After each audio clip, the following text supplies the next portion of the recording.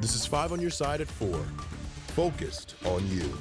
Right now at 4, extreme heat and high humidity have taken over the bi-state. Temperatures reaching the mid-90s today. That is the hottest so far this year. Good afternoon. I'm Ann Allred. Brent and Kay are off today. Earlier today, Cardinals fans braving the heat for today's game against the Pirates. It's just the start of our hot weather pattern, with the heat and humidity sticking around for the next week. Meteorologist Gary Frank is in for Scott today. Gary.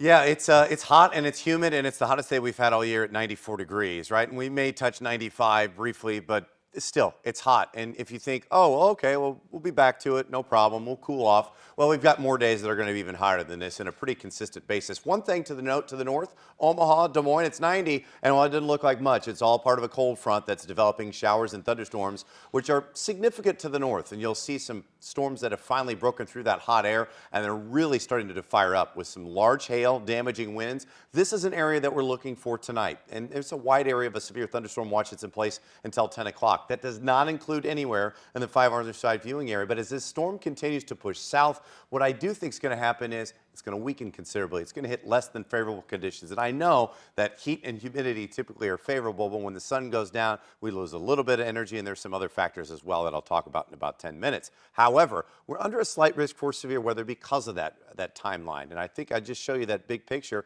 You know, it's still hot, it's still humid. And what we're dealing with is probably not necessarily severe weather risk, but it may give us a little bit of a break. 94 feels like 97. A southwest breeze at 11 miles an hour. Our dew point is 66. That's what we get the feels like reading from. And these numbers will hold steady, but as we get closer to 7, 8, and 9 o'clock specifically, that's where we're going to start to see those chances go up. So we're dry the rest of the evening with no issues. Those storms north will form a line. They're going to move south rapidly, but they're going to run into less than favorable conditions. As they weaken, wind and hail are the main threats. I'll show you what the radar may look like and those main threats as we even approach warmer than today's temperatures the next 7 to 10 days. And you can stay on top of the extreme heat 24/7. For information on keeping cool, text the word heat to 314-425-5355. Now to the Supreme Court ruling that maintains access to the abortion pill mifepristone. Hours ago, the justices unanimously ruled that drug will remain on the market. The Supreme Court rejected a lawsuit challenging the FDA's approach to regulating the abortion pill. Justice Kavanaugh wrote the opinion, and he said the plaintiffs did not have standing to sue. It's the court's first abortion decision since conservative justices overturned Roe v. Wade 2 years ago. 5 on your side's Justina Cornell is getting local reaction to this ruling. Look for her reports on 5 on your side at 5 and 6 on KSK.com and, of course, on the 5 on your side app. Hours ago, Senate Republicans blocked a Democratic-led bill to establish nationwide IVF protections. The Right to IVF Act would enshrine into federal law a person's right to receive IVF treatment as well as a doctor's right to provide it. The law would override any attempt at the state level to restrict access. Republicans are calling this legislation a political stunt. Democrats argue it's about protecting reproductive freedoms. If Republicans actually cared as much about protecting IVF as they do about protecting Donald Trump's poll numbers, this would have been a simple yes vote. If they actually wanted to find real solutions to this living nightmare that countless Americans are facing, they would have joined me in passing this obviously good piece of legislation. And they'd stop trying to pass sham, scammy bills that aim to mislead voters. 5 on your side political editor Mark Maxwell is getting more reaction to this story, including from Missouri Republican Senator Josh Hawley, who claimed the IVF bill is actually about abortion, even though the bill makes no mention of abortion procedures. We're going to please look for his reports tonight at 5 and 6. We are just 3 days away from the UFL championship game at the Dome. The Battlehawks are not playing, so there's a lot of tickets available, leading some people to question what attendance will look like. 5 on your side's Holden Kurwicki spent the day speaking with fans and organizers. Holden. Well, and throughout the past 2 seasons, the Battle Dome has routinely put up some of the largest attendance numbers in the entire league. And while it obviously hurts not having the Battlehawks playing in the championship game, organizers are still expecting a big crowd on Sunday. According to Ticketmaster, there are still tickets available in every open section of the Dome, with tickets ranging in price from $7 to $175 on the resale market. Though UFL sources couldn't tell me exactly how many tickets have already been sold, They told me that as of yesterday, they had a 56% increase in ticket sales over last year's championship game, which drew more than 20,000 people.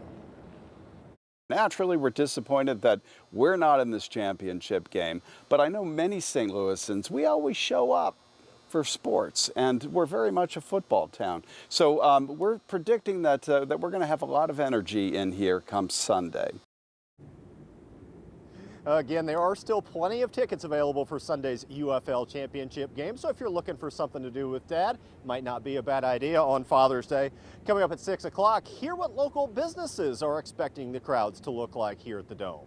Reporting live in St. Louis, Holden Kerwicki, 5 on your side. Hours ago, the St. Louis Blues announced major changes to the front office. Today, Blues owner Tom Stillman named Alexander Steen as successor to GM Doug Armstrong. The former Blues forward, who played 12 years here in St. Louis, will first serve as assistant GM under Armstrong, and then he'll take over that role in 2 years. The Winnipeg native says he'll bring his experiences as a player to his new role. Growing up around the rinks with my father and obviously playing a long time, is that you have to have patience with certain things and soak up as much information as you can. And that's something that, I'm trying to be as attentive and humble to the task as well. I know I have lots to grow in, but like I said, I'm surrounded by great people. The Blues also gave Armstrong a 5-year contract extension. He will remain with the team as president of hockey operations after Steen takes over. Don't forget to join 5 on your side this Saturday to celebrate the 5-year anniversary of the 2019 Blues Stanley Cup Victory Parade. Relive the Gloria days with us as we stream the parade on 5 Plus at 6 in the evening. 5 Plus is free to download on Roku, Amazon Fire, and Apple TV. Hours ago, Missouri state officials broke ground on the first project to expand Interstate 70. Work will soon begin on a 20-mile stretch between Columbia and Kingdom City, adding a 3rd lane in each direction. This is part of MoDOT's Improve I-70 project, which expands the highway to 6 lanes between Wentzville and Blue Springs. The construction is expected to be finished by the end of 2027. The entire project will be completed by 2030. An urgent plea from a local pet shelter, why they're expanding hours and lowering adoption fees. A new restaurant opens at Ballpark Village, what you can find on the menu of Fielder's Choice. And she is one of the youngest athletes on Team USA. Meet the focused fencer, eager to win gold in Paris this summer.